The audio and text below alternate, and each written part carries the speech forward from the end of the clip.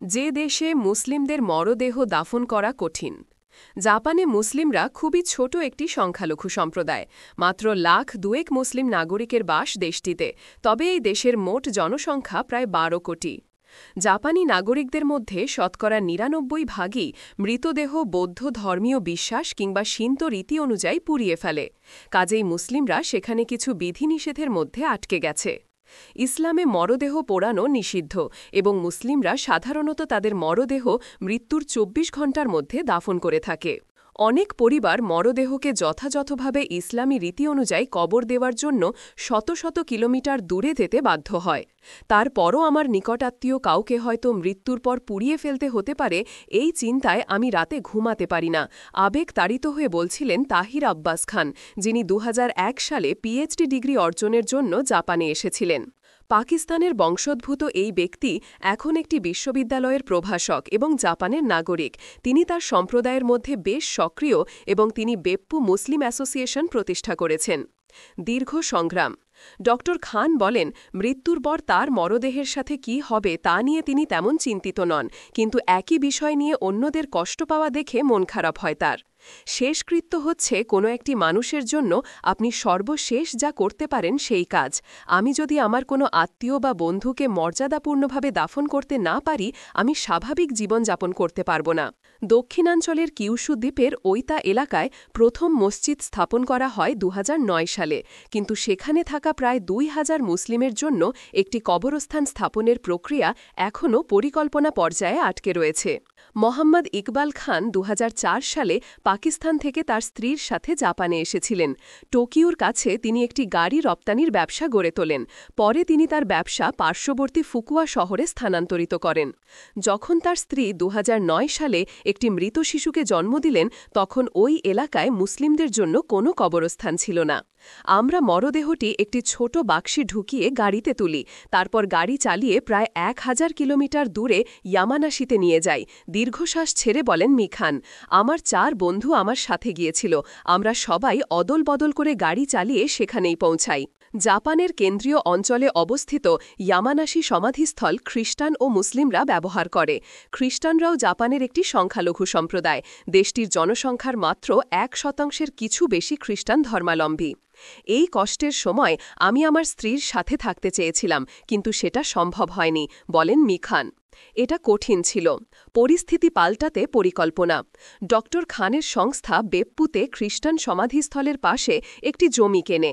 এই জমির পাশে যাদের জমি ছিল তারা অনাপত্তিপত্র দিলেও ৩ কিলোমিটার দূরে বসবাসরত একটি সম্প্রদায় এতে আপত্তি জানায়।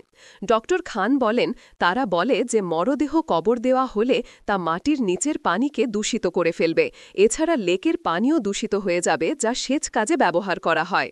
বেপ্পু এলাকায় সম্ভাব্য কবরস্থানের জায়গা পাওয়ার সুযোগ তৈরি হলেও পরে সেটি হারাতে হয়েছে। ছবির উৎস তাহির আব্বাস খান। ছবির ক্যাপশন, বেপ্পু এলাকায় সম্ভাব্য কবরস্থানের জায়গা পাওয়ার সুযোগ হলেও পরে সেটি হারাতে হয়েছে। গত ৭ বছরে কোনো পরিবর্তন আসেনি, তাই মুসলিম সম্প্রদায়ের সদস্যেরা বিকল্প উপায় খুঁজতে বাধ্য হচ্ছে। ড খান বলেন, মুসলিম অভিবাসীরা পরিবারের সদস্যের মরদেহ দেশে ফেরত পাঠিয়ে দেয়। তিনি আরও বলেন, যারা প্রাণঘাতী ক্যান্সারের মতো রোগে ভুগছেন তারা তাদের জীবনের শেষ কয়েকটি দিন জন্মস্থানে ফিরে গিয়ে কাটাতে চান। একটি মরদেহ পাঠাতে বিস্তৃতভাবে কাগজপত্র নিয়ে কাজ করতে হয় এবং এতে করে কবর দেওয়াটা বিলম্বিত হয়। কিন্তু রিওকো সাতোর জন্য এই পথ খোলা নেই, কারণ তিনি একজন জাপানি নাগরিক যিনি ধর্মান্তরিত মুসলিম। তিনিও কিউশু দ্বীপে বসবাস করেন। তিনি বলেন, অনেকে বলে জাপানি নিয়ম মানতে না চাইলে নিজের দেশে ফিরে যাও, আবার অনেকে বলে মরদেহ পাশের দেশে নিয়ে যাও যেখানে কবর দেওয়া নিয়ে কোনো বাধা নেই। আমার স্বামী তার জীবনের অর্ধেকেরও বেশি সময় ধরে জাপানে বাস করছে। অনেক দিন আগেই সে জাপানি নাগরিকত্ব পেয়েছে এবং জাপানের স্থানীয় লোকদের মতো সব ধরনের কর পরিশোধ করে আসছে। তার উত্তরাধিকারীরাও জাপানেই বসবাস করবে, তাহলে মৃত্যুর পর তার দেহ কোথায় নিয়ে যাওয়া উচিত? সাতো বলেন, কবর দেওয়ার বিরোধিতার পেছনে সাংস্কৃতিক কুসংস্কার কাজ করছে। অনেক মানুষ মনে করে যে কবর দেওয়াটা ভয়ঙ্কর কিংবা আপত্তিকর কোনো বিষয়, কিন্তু মাত্র কয়েক প্রজন্ম আগেও জাপানে কবর দেওয়াটা বেশ স্বাভাবিকই ছিল, বলেন সাতো। তিনি মরদেহ দাহ করার অনেক অনুষ্ঠানে গিয়েছেন, কিন্তু তিনি চান মৃত্যুর পর যাতে তাকে দাফন করা হয়। যদি দাফন হতে চাওয়াটা স্বার্থপরতা হয়, তাহলে আমার মরদেহ কি করা হবে তা নিয়ে অন্তত আমাকে স্বার্থপর হতে দিন।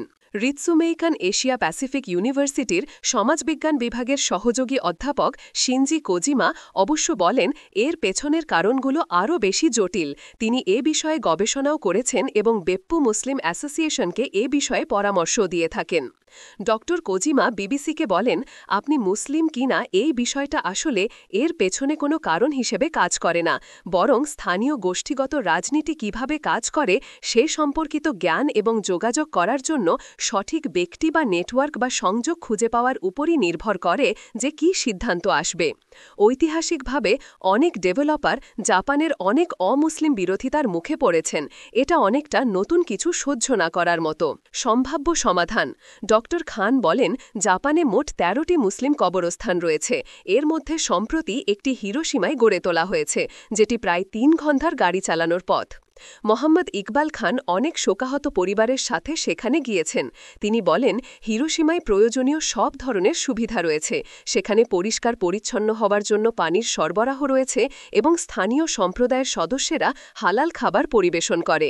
এই সমস্যা সমাধানের জন্য স্থানীয় কর্তৃপক্ষ সংশ্লিষ্ট মন্ত্রণালয় সহ পার্লামেন্ট সদস্যের কাছে আবেদন করেছেন ড খান। বর্তমানে স্থানীয় কর্তৃপক্ষ বেপ্পুতে মুসলিম সম্প্রদায়ের জন্য এক টুকরো জমির বরাদ্দ দিয়েছে, যেখানে ৭৯টি দাফন করা সম্ভব। বিষয়টি একটি নতুন আশার সঞ্চার করেছে। এটা শুধুমাত্র ধর্মীয় কোনো বিষয় নয়, এটা মৌলিক মানবাধিকার, তিনি বলেন। আমরা বিনামূল্যে কিছু চাইছি না, আমরা এর জন্য সানন্দে দাম দিতে রাজি আছি, কিন্তু অনুমোদন পাওয়াটাই সবচেয়ে কঠিন বিষয়। তিনি বলেন, ছোট ছোট অন্যান্য সম্প্রদায় যেমন ইহুদি আর ব্রাজিল থেকে আসা খ্রিস্টানরাও এই সমস্যার মুখে পড়েছে। সহজ সমাধান হচ্ছে জাপানের প্রত্যেক অঞ্চলে বহু ধর্মের বিশ্বাসের জন্য একটি করে সাধারণ সমাধিস্থল তৈরি করা।